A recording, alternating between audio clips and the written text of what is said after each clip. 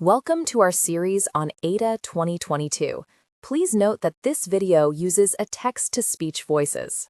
Listen, I just want to verify in a post condition if the sum of this array's elements equals a certain value. But I can't just write a for loop inside a contract. Do I really have to write a separate helper function just for a simple sum? Oh, I know that struggle. You want to avoid all that extra noise with loops and accumulators, especially in contracts. Exactly. It clutters up the code. Is there really nothing more elegant in ADA 2022? There is, and it's exactly what you need. It's called reduction expressions, or the reduce attribute. Look, the reduce attribute allows you to reduce a set of values into a single result right inside an expression. The syntax is very simple. So the reducer is a function that combines the values? Yes, it is a subprogram that is called for each value in the set, and initial value is the starting value of the accumulator. Wait, let's see an example. How do I find the sum of my array? Like this, we take the array and apply reduce. The operation is addition plus, and the initial value is 0.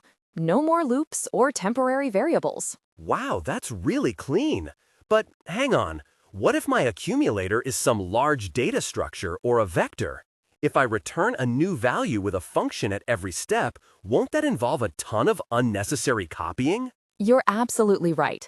For such cases, ADA 2022 allows you to use a procedure as the reducer instead of a function. A procedure? What does that look like? Like this. The first parameter is your accumulator with the in-out mode.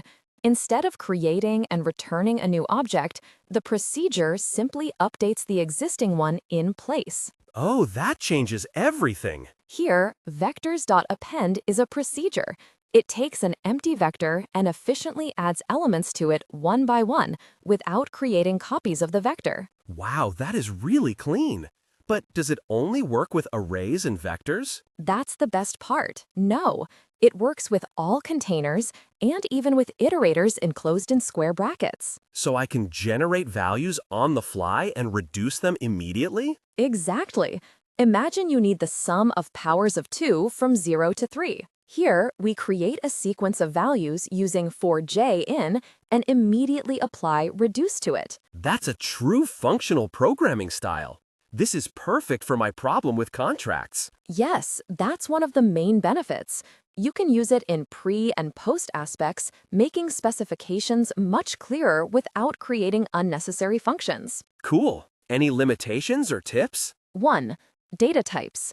It works for more than just numbers.